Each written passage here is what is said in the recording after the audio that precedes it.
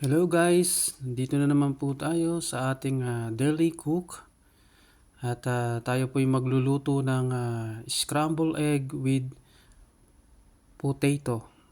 Ayan, habang piniprepare natin ng ating gagamitin, ito po ay dalawang itlog. Ayan, at binabati na natin. Ayan, yung ating dalawang itlog. At nilagyan ko na po yan ng asin at paminta, pampalasa dyan. Ayan.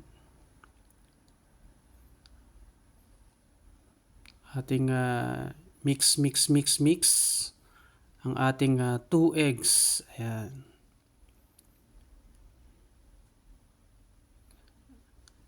At pagkatapos po niyan ay sunod natin tong potato. Ayan, babalatan ko muna. Ayan, habang binabalatan ko yan, ayan. Kailangan natin balatan yan at tanggalin ng balat ng ating patatas. Isang patatas lang po ang aking ginagamit. Okay na po yan. Dahil pang dinner ko lang po itong niluluto ko ngayon.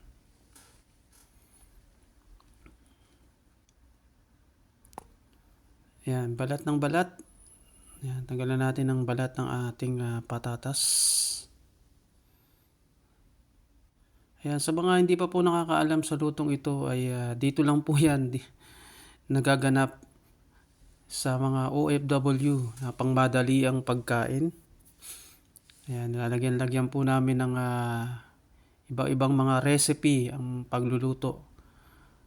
Ayan, dahil hindi naman tayo talagang totally na nagluluto talaga. Ayan.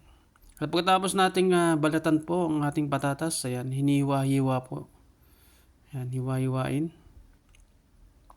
Side by side. Ayan, center, left and right, and side by side.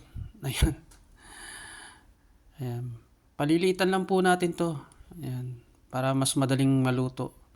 Parang gagawin lang po natin itong french fries. Ayan. Kinakat na po natin yan.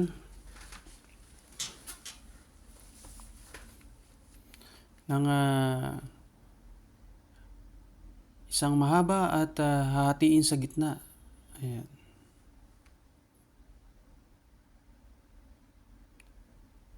Yan po yung ating mga recipe dito sa ating mga menu sa pagluluto ng being OFW. Ayan.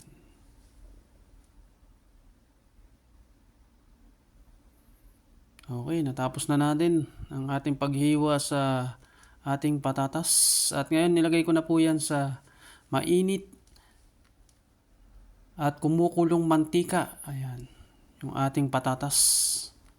Ayan, hintayin natin po siyang maluto. Kailangan po ay talagang malambot na malambot. At pag malambot na po ay ilagay na po natin ang ating 2 eggs na scramble. Ayan. Hayaan po natin muna yan hanggang sa maluto po yung ilalim. Yan, okay guys, at maluluto na tong ating scramble with patatas.